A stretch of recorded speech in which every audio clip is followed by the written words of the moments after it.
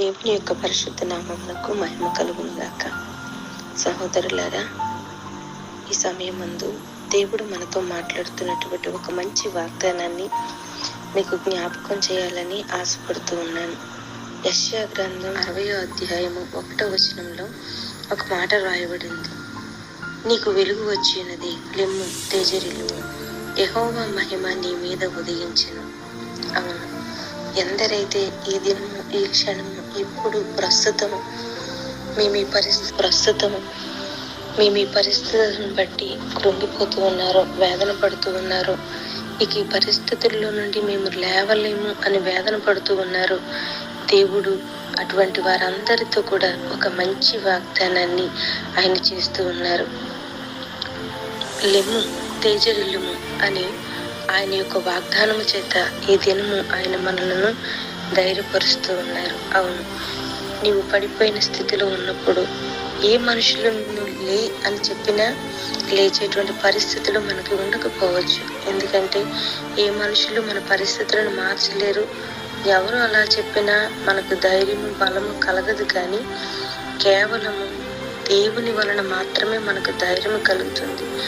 ఆయన తన హస్తాన్ని మనకు అందిస్తే చాలు, నీవు నేను ఏ స్థితిలో ఉన్నప్పటికీ కూడా మనము లేవగలము. మన పరిస్థితుల్లో నుండి మనము ప్రకాశించగలము. అవును, దేవుడు ఈ యొక్క సమయంలో మనతో అంటున్నారు, రైజ్ అండ్ షైన్. మనము లేవాలి, ప్రకాశించాలి. మనము స్వంతముగా మరి మనకున్న జ్ఞానము చొప్పున, లేకపోతే మనకున్నటువంటి బలము చొప్పున మనము ప్రకాశించలేము, లేవలేము, ఎవరికి మాదిరికరంగా ఉండలేము. ఎందుకంటే మనము బలహీనమైన వారము. సైన్స్ చెప్తుంది కదా, చంద్రుడు ఏమాత్రము కూడా తనంతట తానుగా ప్రకాశించలేడు. సూర్యుని యొక్క ప్రకాశము ఆ చంద్రుని మీద పడినప్పుడు ఆ చంద్రుడు ఆ ప్రకాశమునకు మరి అతడు ప్రకాశిస్తాడు అని చెప్పి మరి సైన్స్ తెలియజేస్తుంది. అలాగనే సొంతముగా మనము లేవలేము, ప్రకాశించలేము. దేవుని యొక్క హస్తము మన మీదికి వస్తే, దేవుని యొక్క ప్రకాశము మన మీదికి వస్తే, ఆయన మహిమ మన మీదికి వస్తే తప్పకుండా మనము లెగుస్తాము. అనేకుల ఎదుట తేజరిల్లే వ్యక్తులుగా మనము మార్చబడతాము. నిజంగా ఈ మాటను మీరు నమ్మినట్లయితే ప్రతి వారు కూడా ఇలా ప్రార్థన చేద్దాం. ప్రభువా, నన్ను లేవనెత్తగలిగిన శక్తి నీకు మాత్రమే ఉన్నది. ఆయన నీ హస్తాన్ని మాకు అందించండి, అప్పుడు మేము లేవగలుగుతాం, మేము ప్రకాశించగలుగుతాం అని ఆయన సన్నిధిలో మనం ప్రార్థన చేయగలిగితే తప్పకుండా ఆయన మహిమను మన మీద ప్రకాశింపచేసి మనం తేజరిల్లినట్లుగా, మనము లేచినట్లుగా, మన పరిస్థితులన్నింటిలో నుండి కూడా మనలో లేవనెత్తగలిగిన దేవుడు మనకు తోడుగా ఉన్నాడు. పరిశుద్ధ గ్రంథములో మనకు తెలిసినటువంటి అధ్యాయంలో నుండి ఒక మాటను నేను మీకు జ్ఞాపకం చేయాలని ఆశపడుతున్నాను. యోహాను సువార్త 5వ అధ్యాయంలో మనకు ఒక వ్యక్తి కనబడుతూ ఉంటాడు. బెతస్దా కొన్నిటి దగ్గర పడి ఉన్నటువంటి 38 సంవత్సరాల రోగి. ఇతని గురించి మనం చదివినప్పుడు చాలా సార్లు అది నవ్వులాటగా, లేకపోతే మనము ఒక ఫన్నీగా దాన్ని చెప్తూ ఉంటాము. ఆ వ్యక్తికి లేవాలనే ఉద్దేశం లేదు, ఆ వ్యక్తి మరి ఆ జీవితానికి అలవాటు పడిపోయాడు. ఇలా ఎన్నోసార్లు మనము దేవుని యొక్క వాక్యాన్ని వింటుంటాం, చెప్తూ ఉంటాం. అయితే ఈ దినము దేవుడు ఒక వినూత్నమైనటువంటి విషయాన్ని మనకు తెలియచేస్తున్నాడు. వాస్తవానికి ఆ వ్యక్తి అలాగున అలవాటు పడిపోయిన వాడు కాదు. అతడు కూడా తన జీవితంలో లేవాలని, స్వస్థతను అందాలని ఎంతగానో ప్రయాసపడ్డాడు. కానీ అతని యొక్క ప్రయాస ఏమాత్రం కూడా ఫలించలేదు అని దేవుని యొక్క వాక్యం మనకు చెప్పకనే చెప్తుంది. ఎందుకంటే యేసయ్య అతడి దగ్గరకు వచ్చి, అయ్యా, నీవు స్వస్థపడగోరుచున్నావా అని అడిగినప్పుడు ఆ యొక్క వ్యక్తి తనకున్నటువంటి పరిస్థితిని స్పష్టంగా యేసయ్యకు చెప్పాడు. అయ్యా, నీళ్లు కదిలించబడినప్పుడు నన్ను కోనేటిలోనికి దించుటకు నాకు ఎవడునూ లేడు గనుక నేను వచ్చినంతలో మరి ఒకడు నాకంటే ముందుగా దిగునని ఆయనకు ఉత్తరం ఇచ్చెను అని రాయబడి ఉంది. అవును, అతడు ప్రయత్నించకుండా ప్రయాసపడకుండా లేడు. అతడు ప్రయత్నించాడు, ప్రయాసపడ్డాడు. కానీ అతని ప్రయాస ఏమాత్రము కూడా ఫలించలేదు. మన జీవితాల్లో కూడా మన పరిస్థితులను మార్చుకోవటానికి ఎన్నో ప్రయత్నాలను మనం చేస్తూ ఉంటాం.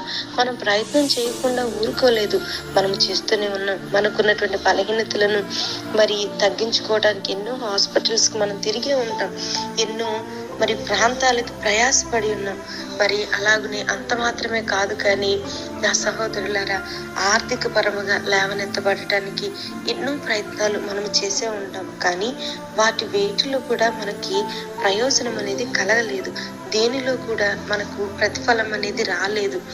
అలాగనని మనము నిరుత్సాహ స్థితిలో ఇక నా జీవితం ఇంతే అని మనము మన ప్రయత్నాలను మాని నిట్టూర్పులను విడుస్తూ దేవుని సన్నిధిలో కన్నీరు కారుస్తూ ఒక ప్రశ్నార్థకంగా మన జీవితాలు ఉండిపోయిన సమయంలో ఇదిగో భర్త చేత విడవబడినటువంటి హాగరును కూడా దేవుడు విడిచిపెట్టలేదని దేవుని యొక్క వాక్యం సెలవిస్తుంది.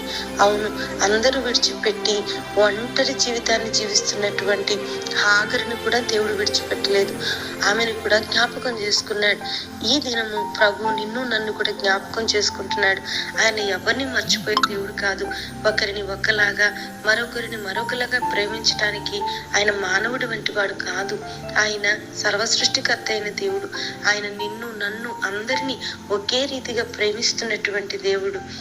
ఈ యొక్క 38 సంవత్సరాల రోగిని స్వస్థపరచడానికి యేసయ్య దిగి వచ్చాడు. అవును, ప్రతి వారి పరిస్థితి కూడా మార్చబడటానికి తప్పకుండా ఒక సమయం అనేది ఖచ్చితంగా ఉంటుంది.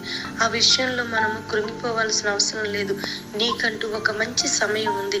యేసయ్య నీ సమస్యను తీర్చడానికి, నిన్ను ఆశీర్వదించడానికి, నిన్ను హెచ్చించటానికి, నీకున్నటువంటి బలహీనతను విడిపించటానికి, నీ జీవితంలో గొప్ప కార్యమును చేయటానికి తప్పకుండా 38 సంవత్సరాల రోగిని వెతుక్కుంటూ వచ్చినట్లుగా నిన్ను కూడా ఆయన వెతుక్కుంటూ వచ్చే దేవుడు. భయపడవద్దు.